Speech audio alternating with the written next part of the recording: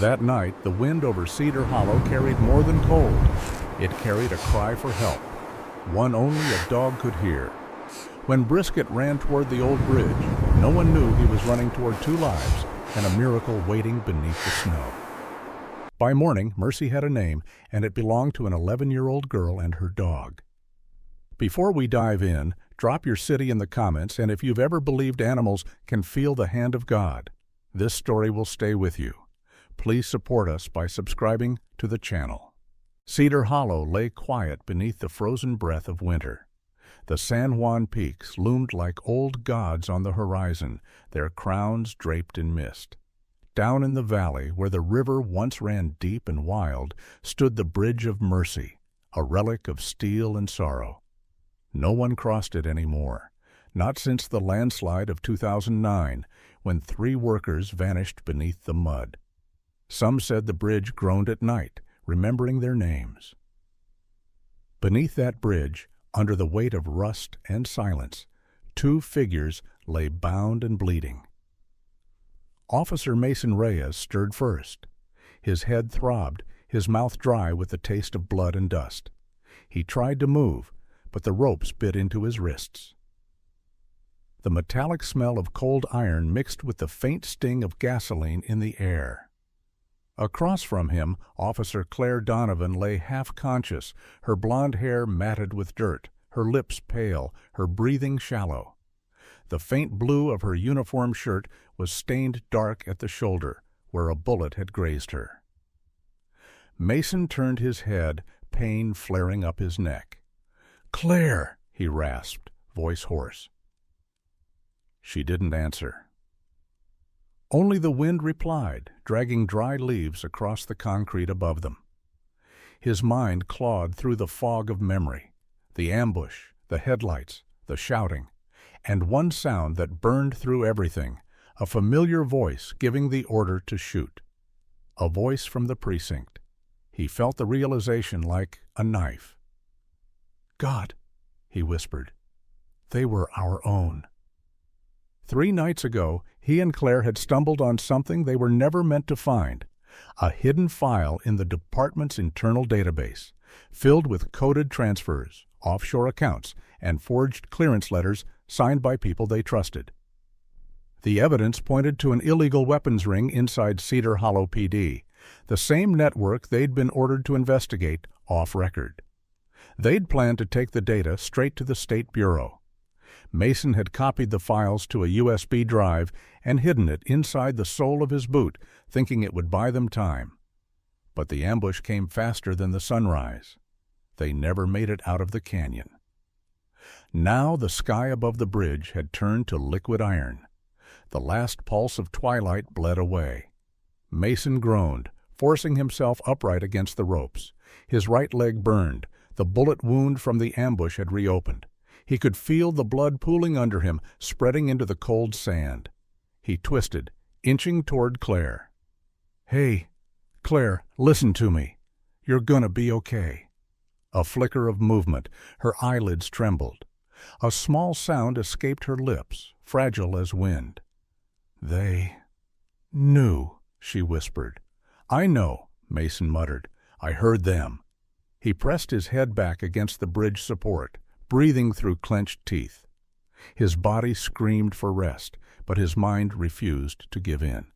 "We have to survive," he told himself aloud. "We still have the proof." Somewhere far above, the bridge creaked, sending rust flakes down like red snow. Mason stared up at it, the old girders silhouetted against the dying light, and for a moment it felt as if the whole world held its breath. He thought of the people they'd trusted, the smiling faces at the station. He thought of Captain Ellery's steady hand on his shoulder last week when he'd said, "Be careful what stones you turn, Reyes. Some things in this town are meant to stay buried." Now he understood. The ropes around his wrists had loosened slightly with his movements. He dug his fingers into the frayed fibers, twisting until one strand snapped. Pain tore through his arm as blood rushed back into his hands, but he didn't stop. Claire needed him conscious. A distant rumble rolled through the canyon. Thunder or maybe a truck. Mason froze, listening. Only silence followed. The cold crept up his spine, numbing his fingers. He leaned toward Claire again, whispering through the pain. "If someone finds us, we make this count. You hear me? We burn the truth into light." But there was no answer. The wind picked up, sharp and thin. Somewhere beyond the ridge, the first flakes of snow began to fall, settling softly on the rusted metal. It was the kind of night where even prayers felt afraid to speak. Mason closed his eyes and breathed in the metallic cold. Somewhere inside the darkness above, a faint sound stirred. Not human, not mechanical. It was soft, rhythmic, the sound of paws against the frozen ground. Something was coming. And in that silence beneath the bridge, the faint echo of destiny drew closer, carried by the wind, steady and unyielding toward those who had been left for dead. Night had settled deep over Cedar Hollow, the kind of night that silences even the crickets. The town's few streetlights hummed softly, their glow lost in the steady fall of snow. To the west, the forest pressed close against the houses, and at its edge stood a small wooden cabin with smoke curling gently from the chimney. Inside, Lila Mercer, an 11-year-old girl with hair the color of autumn chestnuts and eyes green as thawing ice, sat by the window with a book open on her lap.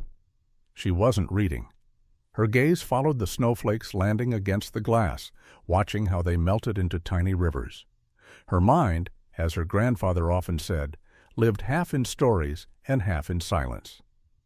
Across the room, Dr. Walter Mercer, her grandfather, adjusted the flame on an old brass oil lamp. He was in his late 60s, tall but stooped, with hands that trembled slightly from age and from the things he had seen. Once, he'd been a military field medic, the kind who worked miracles in mud and blood. His face was weathered, his beard gray and trimmed close, and his eyes carried both warmth and sorrow, like someone who had spent a lifetime saving others, but never himself. Walter looked up from his lamp. "You're still awake," he said gently. "That book must be one of the exciting ones." Lila smiled faintly. "It's about a dog who finds lost people in the mountains." "Ah," Walter said, lips curling in a wistful smile. "Then it's not fiction at all." He crossed to the table, where an old photograph stood framed in tin, a younger Walter in uniform crouched beside a German shepherd. "You remember what I told you about dogs like him? That they can smell hope in a storm," she recited softly. He chuckled. "Close enough. They smell life. That's what makes them special." He turned down the lamp, letting the room fade into amber shadow. "Now get some rest, kiddo. Tomorrow's clinic day. The Jenkins mare still limps like she owes me money." Lila giggled, closing her book. But as she slipped under her quilt, her eyes drifted toward the corner where a large shape lay curled on a woven mat. Brisket, their 7-year-old German shepherd. He was big for his breed, with sable fur that shimmered from gold to black under the lamplight. His left hind leg bore a faint scar, a memory from his service days with the Border Rescue Unit before Walter adopted him. One ear tilted slightly lower than the other, giving him an almost comical look of perpetual curiosity. But his eyes, those steady amber eyes, held the quiet intelligence of something more than instinct. Lila whispered, "Good night, Brisket." The dog's tail thumped once against the floor. For a while, the house was still. Walter wrote notes at his desk, the scratching of his pen mixing with the ticking of the wall clock. Snow whispered against the window. The fire sighed. Then, somewhere outside, a low groan rolled through the valley. Brisket's head snapped up. His ears twitched. Walter glanced over. "What is it, boy?" The dog stood, muscles tightening beneath his coat. He moved toward the window, nose pressed against the frost. His body stiffened. "Brisket?" Lila sat up, her voice small. The shepherd gave a low growl, not of fear, but of alert recognition. He had caught something on the wind. Walter frowned, rising slowly. "Probably a coyote," he said, though his voice lacked conviction. He stepped to the window and peered out, but all he saw was darkness and drifting snow. Brisket's breathing grew heavier. His nostrils flared. He turned his head toward the south, toward the canyon where the Bridge of Mercy slept beneath the moonlight. There was something in the air, the faint scent of blood, rust, and burned gasoline. To a man, it would have been nothing. To Brisket, it was a memory. Walter placed a hand on the dog's shoulder. "Hey, easy now. Whatever's out there can wait till morning." But Brisket didn't move. His heart was beating faster. The old training had awakened. He gave a short, sharp bark. "Brisket!" Lila whispered. The shepherd glanced at her once, then back toward the window. His breath fogged the glass. The pull was irresistible, an instinct older than obedience. Before Walter could stop him, Brisket turned, padded to the door, and pawed at the latch. The hinges creaked. Snow swirled in through the small crack. "Brisket, no!" Walter said, but the dog was already through, a streak of black and gold disappearing into the blizzard. For a long moment there was only silence, then the faint rhythm of paws fading into the wind. Lila ran to the door, tears pricking her eyes. "Grandpa, he's gone!" Walter stood in the doorway, the wind tugging at his coat. He stared into the storm, his expression carved between fear and understanding. "He's not gone," he said softly. "He's doing what he was born to do." The oil lamp flickered as a gust of wind swept through the room, rattling the photograph on the table. In its frame, the younger Walter knelt beside another shepherd, the same eyes, the same loyalty. He closed the door gently, his voice heavy with something between prayer and resignation. He'll come back when he finds what the wind was trying to tell him.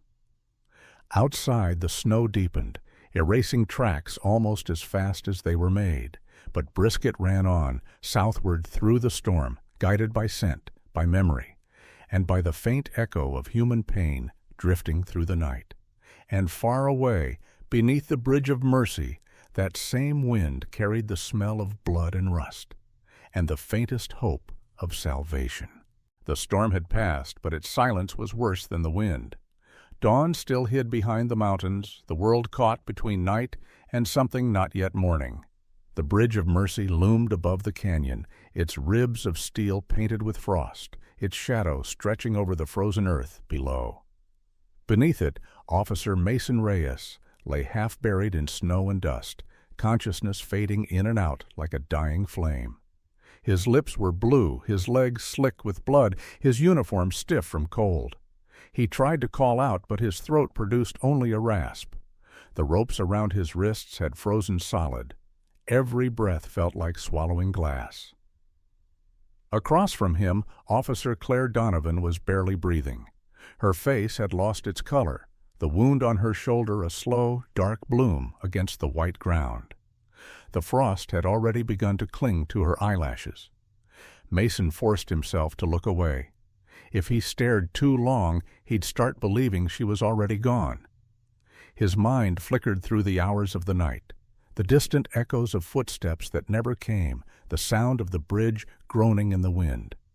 The world felt abandoned, but then, through the dull ache in his ears, came a sound he didn't trust at first. Soft, rhythmic, real. Pause. They crunched lightly over the crusted snow, each step deliberate.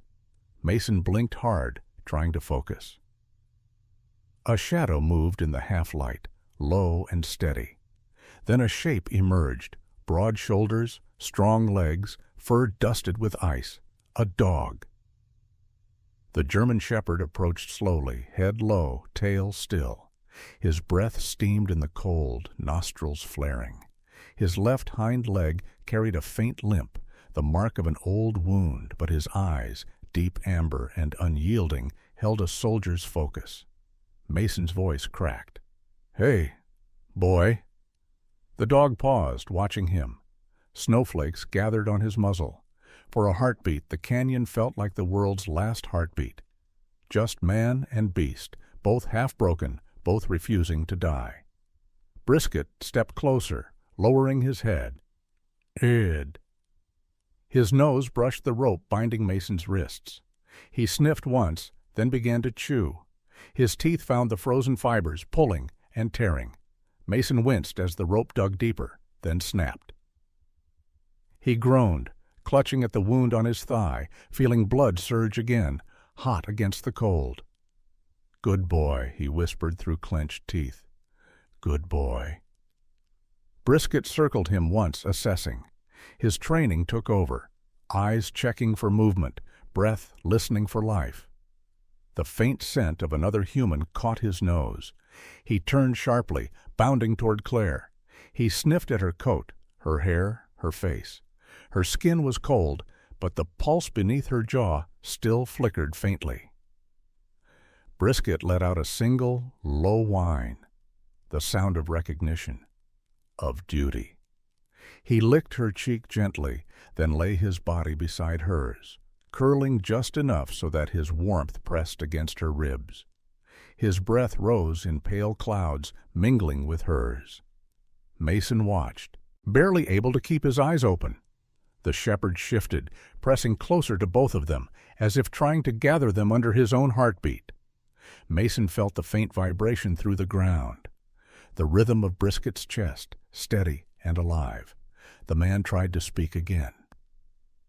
You came out of nowhere." Brisket tilted his head at the sound of his voice. He didn't understand words, but he understood tone and pain and the fragile thread that tied them all together. He looked up toward the ridge, the way he had come. The scent of home was faint but familiar, pine smoke, oil, human warmth. Somewhere, behind miles of snow and silence, was the old cabin where Walter's lamp still burned. Brisket's ear twitched. He wanted to move, to run, to bring help, but the human beside him was trembling again. He stayed. Mason's head dropped back against the frozen sand. His pulse slowed. His eyelids fluttered, heavy. For a moment he thought he saw his old captain again, laughing in sunlight before everything turned dark. "Don't sleep," he mumbled to himself. "Not yet." But the body always chooses before the mind can argue. As he drifted toward unconsciousness, he felt weight against his chest. Not heavy, just there. Brisket had moved closer, resting his head across Mason's torso, ears flicking at every gust of wind. The world narrowed to the sound of breathing. Mason's chest rose and fell. Claire's shallow exhale joined his. Brisket matched them both, his breath steady, 3 rhythms against the quiet of the canyon. The light began to change. The first hints of dawn brushed against the bridge's underside, painting the metal beams in pale gold. Brisket lifted his head. His eyes caught the light, gleaming like twin embers in the frost. His ears pricked toward the horizon. Somewhere far away, the wind had shifted, carrying the smell of home again. And something else. The faintest scent of oil, gasoline, and Walter Mercer. The dog's gaze hardened with recognition. He turned his head back toward the 2 motionless humans, pressing his muzzle to Mason's shoulder as if to memorize his scent, then looked once more toward the direction of the rising sun. He hesitated, paw digging into the snow. Instinct warred with duty. Then the wind blew again, colder, sharper, whispering through the canyon like a command. Brisket's tail twitched, his breath quickened. He rose. Before leaving, he gave one last soft bark, 3 short bursts, the coded call from his rescue training. Survivors found. Then he ran, the snow spraying under his paws, disappearing into the growing light. Behind him, the Bridge of Mercy stood silent, its steel warmed by the first touch of dawn, and beneath it the world waited, half frozen, half awake, for salvation to return on 4 weary legs. By the time the wind died, the night had turned brittle with cold. The stars above Cedar Hollow looked close enough to shatter if someone spoke too loud. The snow had stopped falling, but the world was still wrapped in the hush that follows a storm, the kind of silence that made even the stars seem to listen. At the Mercer cabin, Dr. Walter Mercer sat in his armchair by the fading fire, his reading glasses slipping down his nose, a half-empty mug of coffee cooling on the table. He told himself he wasn't waiting, but every creak of the porch made him lift his head. The clock on the mantel read 2:18 a.m. When the floorboards near the door groaned, he called out, "Brisket?" But no sound answered, only the wind. Upstairs, Lila Mercer lay awake, staring at the ceiling. Her small hands gripped the blanket tight. She couldn't stop thinking about the way Brisket had looked before he ran, that sharp, silent focus in his eyes. It wasn't fear. It was purpose, the kind of look animals have when they hear something humans can't. She slipped out of bed and crossed to the window. The storm had cleared, leaving a pale wash of moonlight across the hills. Down below, the snow glittered faintly like ground glass.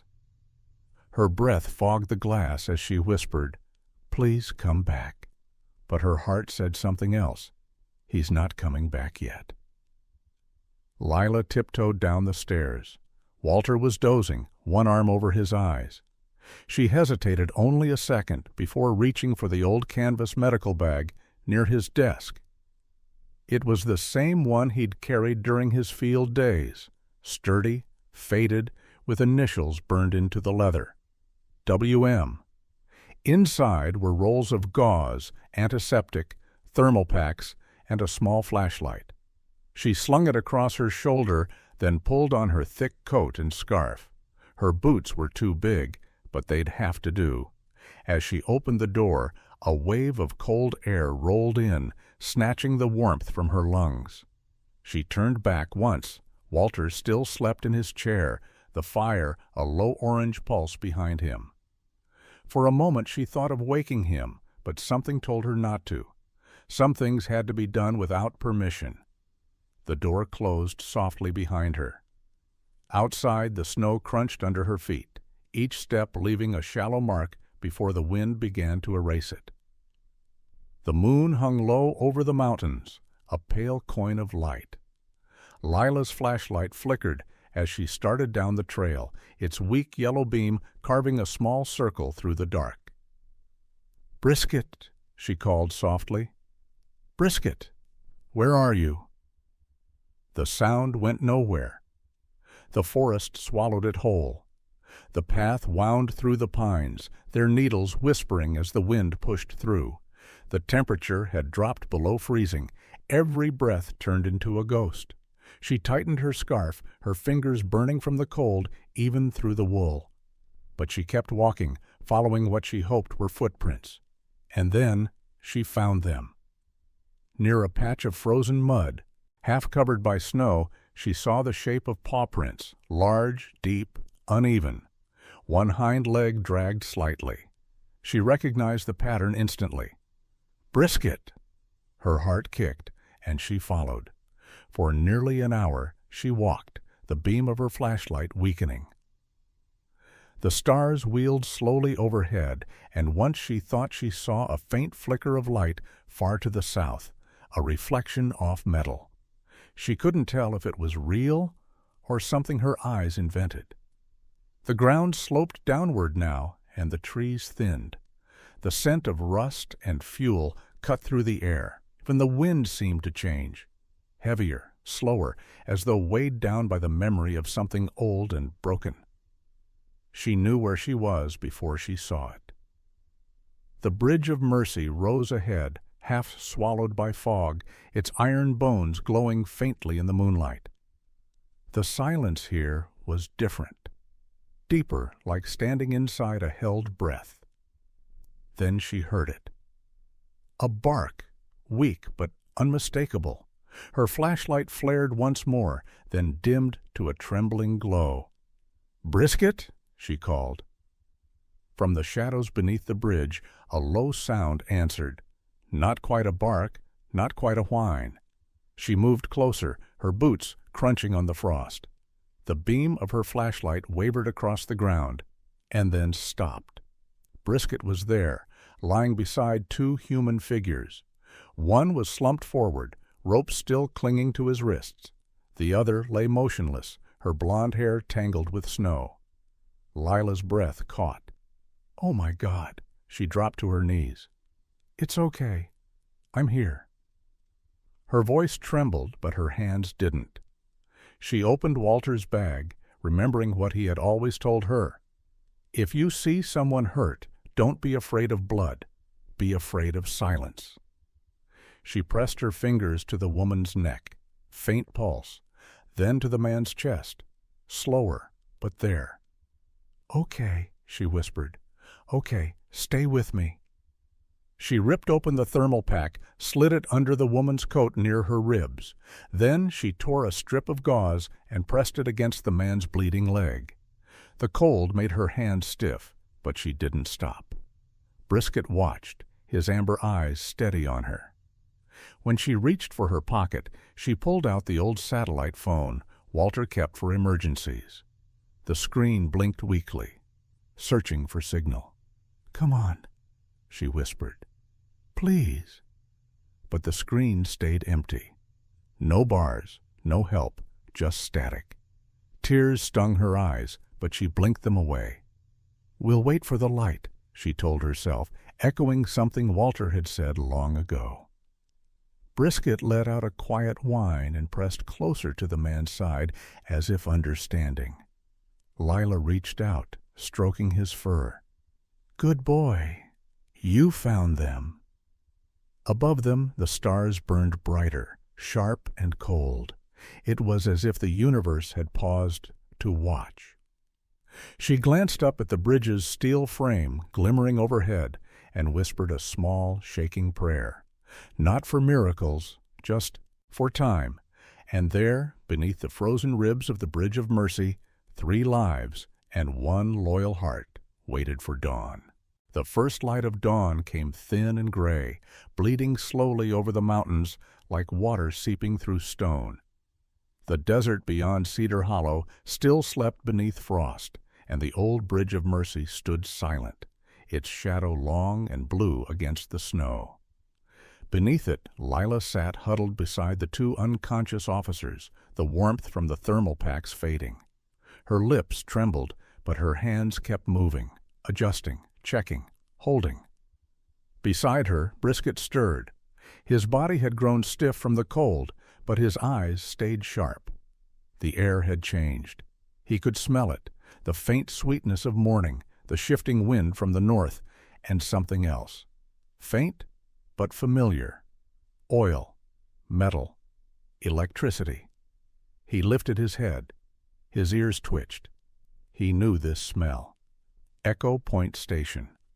Lila noticed.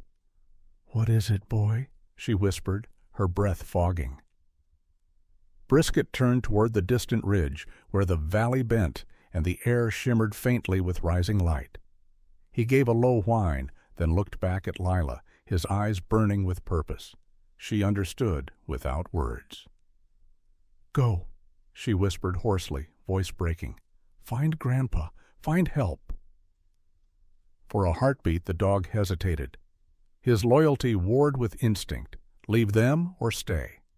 But then the wind shifted again, carrying a human scent from far away, faint but reachable. He took one last look at her, gave a short bark, a promise, and turned. Snow sprayed beneath his paws as he launched uphill, his limp barely noticeable now. The path was rough, slick with ice and gravel, but Brisket moved like memory itself, every step pulled by the ghost of old training. He had been to Echo Point once, years ago, when it was still used for fire drills. He remembered the steel door, the cold echo of his own paws, and the red emergency cord hanging from the wall. He climbed higher, lungs burning, the sound of his breath the only thing breaking the silence. Halfway up, he slipped on loose shale and tumbled down several feet. A sharp yelp cut through the cold, but he rose again, shaking frost from his fur. His hind leg trembled, the old scar throbbing, but he pressed on. The smell of rust and old diesel grew stronger. He was close. Finally, he saw it. The squat concrete structure perched against the ridge, window shattered, antenna tilted like a broken spear. Echo Point Station, forgotten by men but not by memory. The dog approached slowly, snow crunching under his weight. The steel door hung open, banging softly in the wind. Inside, cobwebs hung from the ceiling, dust thick on the floor. A faded poster still clung to one wall. Emergency signal, pull to activate. Brisket stopped beneath it. The red cord dangled just above his reach. He gathered himself, reared up on his hind legs, and bit down hard. The first pull did nothing but shake loose dust. He growled, biting again, teeth sinking deep into frayed rope. The second pull made the mechanism groan. On the third, something clicked deep inside the wall. Then came the sound, an ancient wail, hollow and metallic, that rose from the station's tower like the cry of a ghost. It echoed down the valley, long and mournful, sweeping through the canyon and across the sleeping town.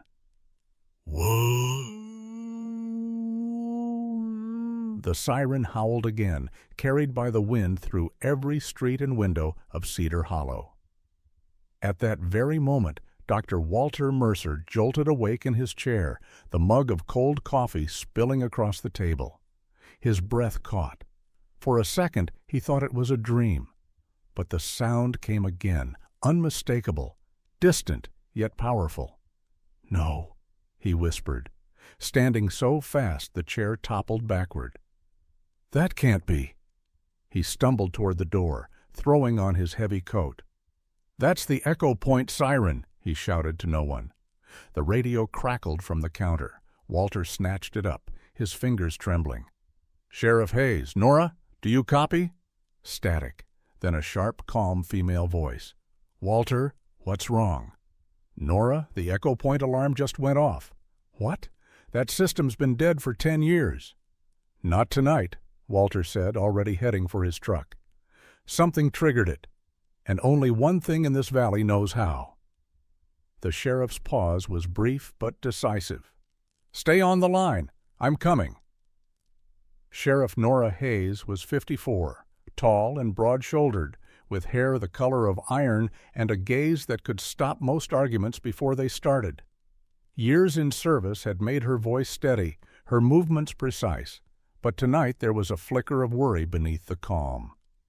She zipped up her navy jacket, grabbed her keys, and radioed dispatch. "Unit 2, I'm heading north. Get the rescue kit ready and call the medic team at base." Outside, the town was just waking, lights flickering on in scattered windows as the siren faded into the wind. Within minutes, her patrol truck met Walter's old pickup on the frozen road outside town. They exchanged a brief nod, no time for words, and drove together into the pale morning. The sun was rising behind them now, turning the frost on the windshield into gold. The world looked peaceful, but both of them knew peace never howled. Back at the ridge, Brisket lay in the doorway of the station, sides heaving, steam curling from his mouth with every breath. The job was done. The valley had heard him. He rested his head on his paws, eyes half closed, watching the first light of day spill over the canyon walls. For a moment, everything was still. Then the wind shifted again, carrying with it the faint echo of tires over gravel. Help was coming. By the time the rescue trucks reached the canyon, the sun had already begun to bleed over the horizon, thin rays of gold cutting through the last veil of fog. Frost still clung to the brush, glinting like tiny shards of glass. The road to the Bridge of Mercy was half buried under snowdrifts and forgotten gravel, but the two vehicles pushed through, tires grinding over the frozen clay. In the first truck sat Dr. Walter Mercer, face drawn tight with worry, his hands gripping the wheel so hard his knuckles were white. He hadn't said a word since leaving town. In the passenger seat, Sheriff Nora Hayes kept her radio pressed to her ear, her eyes scanning the pale terrain ahead. The faint siren from Echo Point had faded, but both knew what it meant. Someone was alive long enough for the dog to call for help. Nora spoke quietly. "I haven't heard that alarm in 20 years. You sure it wasn't wind tripping the line?" Walter shook his head. "Wind doesn't pull a cord 3 times in rhythm. Only one animal in this valley knows that signal." Her gaze softened. "Then we'd better not be too late." They rounded a bend, and the bridge appeared, vast and skeletal, its rusted beams glowing faintly in the early light. The ravine below it was veiled in mist. Walter slammed the brakes, gravel spraying from under the tires. He was out of the truck before it fully stopped. "Walter!" Nora called, jumping out after him. "Wait for my team!" But he was already sliding down the embankment, boots slipping on frost and loose rock. His breath tore at his lungs as he half ran, half stumbled toward the dark hollow beneath the bridge. And then he saw them. Lila was there, curled beside a man and a woman, both wrapped in torn blankets. Her small hands were red from the cold, covered in dried blood. Her face was pale, lashes rimmed with frost. But she was alive. When she heard his voice, "Lila!" her head jerked up, eyes wide, disbelief giving way to relief, so sudden it looked like pain. "Grandpa!" she cried, her voice cracking. Walter dropped to his knees beside her, pulling her into his arms. His coat wrapped around her small frame, his hands trembling as he touched her face. "You're freezing. My God, what have you done, sweetheart? I found them," she stammered. "Brisket did too. I tried to help. He left to get you." Walter's breath hitched. "He did, honey. He found us. He did it." Tears blurred her vision. "He's coming back, right?" Before he could answer, Sheriff Nora and the medic slid down the slope, carrying emergency packs. The air filled with the sounds of motion, the hiss of oxygen valves, the crinkle of foil blankets, the barked commands of trained responders. 2 victims, both hypothermic, Nora reported, kneeling beside Officer Claire Donovan. Her experienced hands checked the pulse, pressed gently along the jawline. "She's cold, but stable. Possible. Concussion. We need IV warming kits now." "Got it," one of the medics said, crouching beside Officer Mason Reyes, who was ghost-pale and barely breathing. "Femoral wounds old but clotting. Whoever treated this did a damn good job." Nora glanced at Lila, a faint smile tugging at the edge of her mouth. "Guess we know who." Walter's eyes followed the movement, and for the first time since he'd arrived, his body seemed to release a breath he'd been holding for hours. "She's her mother's child," he murmured, "heart first, fear later." As the team worked, Nora's hand brushed something in the snow, a boot, scuffed and half unlaced. She frowned, then noticed a small seam along the heel. With a practiced tug, the rubber split open, revealing a small, sealed USB drive wrapped in tape. "Looks like evidence," she muttered, holding it up to the light. "Reyes must have hidden it before the ambush." Walter frowned. "Evidence of what?" "Whatever they were willing to kill cops over," Nora replied grimly, sliding it into her pocket. "We'll find out soon enough." For the next half hour, time seemed suspended. The canyon filled with the hum of engines and the sharp orders of medics. One by one, the victims were lifted onto stretchers, oxygen masks fitted over pale faces. The rising sun broke through the fog, casting golden light across the bridge's beams, as if the world itself was waking up with them. As the last stretcher was loaded into the ambulance, Walter stayed behind, kneeling in the frost. His breath fogged the air in small bursts. He scanned the ridge instinctively, his heart caught between hope and dread. And then a shadow moved at the top of the hill. "Brisket," he whispered.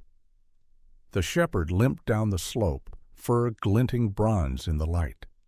His gait was slow, his chest rising in heavy rhythm. The scar on his hind leg burned red through the frost, but his eyes, those unyielding amber eyes, still gleamed with life. "Good boy," Walter breathed, voice breaking. Lila pulled free from the blanket and ran to meet him, stumbling through the snow. "Brisket!" The dog wagged his tail weakly as she threw her arms around his neck. He leaned into her, his weight heavy but warm. Walter knelt beside them, resting a trembling hand on the shepherd's head. "You did it, soldier," he whispered. "You brought them home." Brisket's ears flicked once. He looked from Lila to Walter, then toward the bridge, as if making sure everyone had made it out. His body relaxed slowly, his breath calming. When his eyes closed, it wasn't in pain. It was peace. Walter pressed his forehead gently against the dog's. "Rest now," he murmured. "Your watch is over." The wind carried the faint echo of engines leaving the canyon, fading into morning. Snowflakes drifted lazily in the new light. Above them, the bridge shimmered, its iron bones glowing soft gold. Lila sat beside Brisket, her hand resting on his side, feeling the steady rhythm of his breathing. Fragile, but alive. The sun climbed higher, melting the frost from her hair. "Grandpa," she whispered, "do you think he knew?" Walter looked at her, his eyes wet but kind. "He always knew," he said softly. "Dogs don't need words to understand purpose." Sheriff Nora called out from the truck, "Walter! Lila! Time to go!" He rose slowly, scooping Lila into his arms. As they climbed, Brisket followed, limping but unbroken, his shadow stretching long behind them in the morning light. When they reached the top, Walter turned for one last look at the bridge, the place that had almost become a grave, now reborn in sunlight. "You were right, old friend," he whispered. "Some places still deserve mercy." 1 month later, spring had crept into Cedar Hollow like a quiet apology. The snow was gone, leaving behind the smell of wet soil and pine sap. The mountains glowed with new light, their slopes streaked with green, and the air carried the hum of water returning to life. At the southern edge of town, where the ravine met the plains, the Bridge of Mercy no longer looked abandoned. Its rusted bones had been cleaned and sealed with fresh paint. Ribbons fluttered from its rails, and a handmade banner swayed above the crowd. "To those who chose hope." People from every corner of Cedar Hollow had come, farmers in worn boots, teachers in Sunday clothes, kids holding flowers. For years, the bridge had been a scar across their landscape, a reminder of things lost. But today, it was something else entirely. In the front row sat Lila Mercer, her hair tied neatly in 2 braids, her denim jacket crisp and new.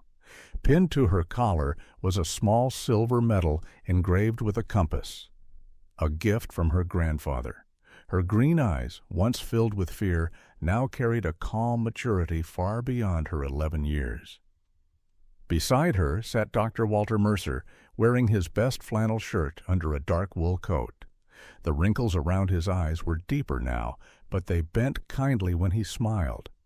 He rested one hand gently on Brisket, who sat upright beside Lila, a proud soldier in fur. His hind leg was now braced with a polished metal splint, gleaming in the sunlight. He looked stronger, his coat brushed and clean, his gaze soft but alert. Behind them, Sheriff Nora Hayes adjusted her uniform, standing near the podium. She carried a folder of commendations under her arm. Her hair, usually tied in a practical bun, was loose today, silver strands glinting in the light. She had the look of someone both proud and humbled, the kind of person who had seen too much loss to take joy lightly. A hush spread through the crowd as she stepped forward. Her voice, steady and low, carried easily over the gathering. "Good morning, folks of Cedar Hollow," she began. A month ago, this bridge stood as a monument to silence. Now it stands for something else: courage, faith, and the kind of goodness that still survives in this world. She turned toward the first row. When Officer Mason Reyes and Officer Claire Donovan vanished, many of us feared the worst. But hope has a way of finding cracks in the dark, sometimes in the shape of an 11-year-old girl, and sometimes on 4 paws. Laughter rippled gently through the crowd, soft and tearful.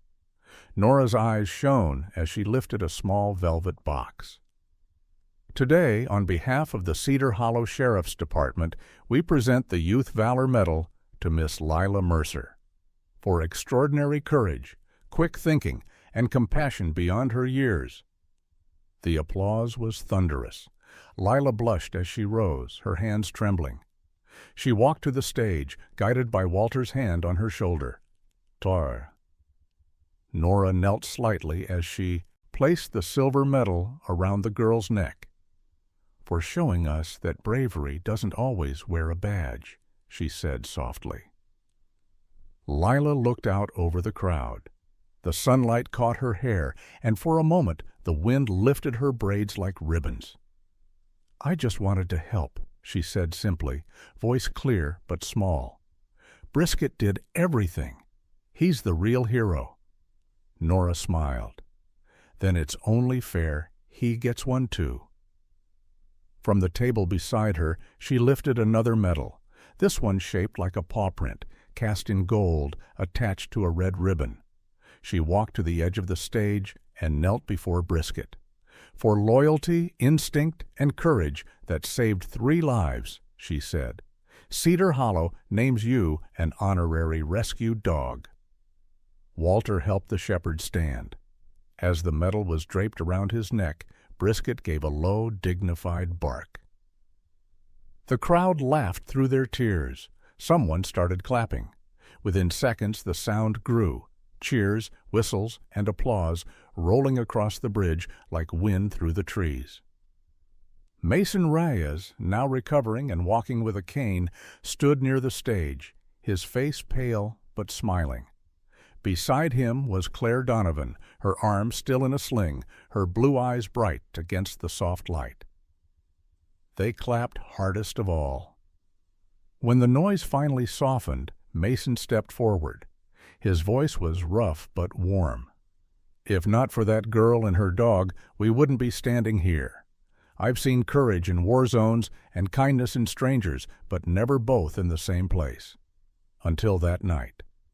He looked toward Lila, then down at Brisket. You didn't just save us. You reminded us what we were supposed to be fighting for. For a long moment no one spoke. The only sound was the soft rattle of the flag above them, flapping against the breeze. Then the applause rose again, steady and strong. Not just for the survivors, but for something larger, something older than words, faith renewed. As the crowd began to disperse, Walter stayed behind with Lila and Brisket. The sun had climbed higher, painting the bridge in pure gold. Birds darted through the beams, their shadows flickering across the rails.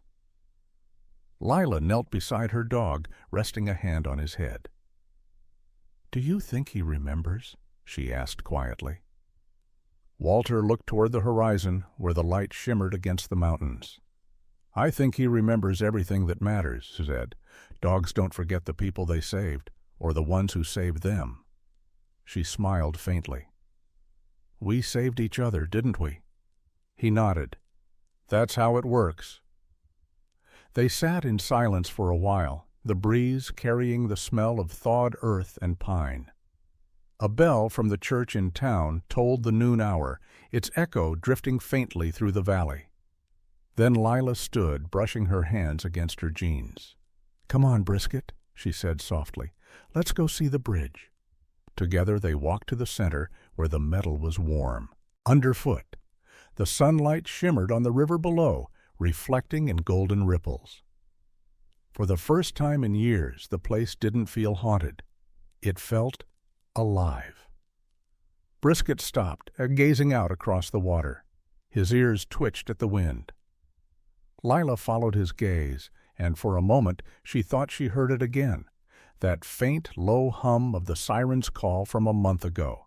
But it wasn't a warning this time. It was memory, carried on the wind, a reminder of what mercy sounds like. She reached down and touched his collar. "We found the light under the bridge, didn't we, boy?" Brisket looked up at her, eyes reflecting the sunlight. His tail thumped softly once, twice, as if answering yes.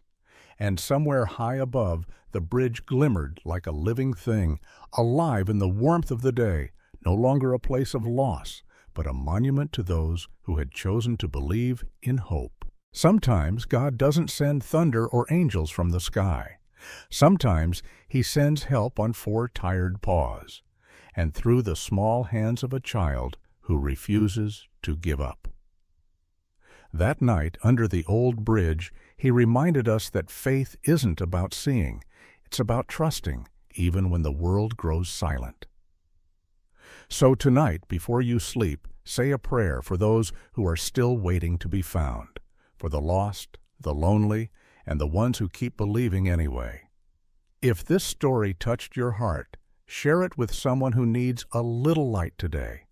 Leave a comment, tell us where you're watching from, and don't forget to subscribe, because we believe miracles still walk among us. May God bless you, and all who never stop hoping.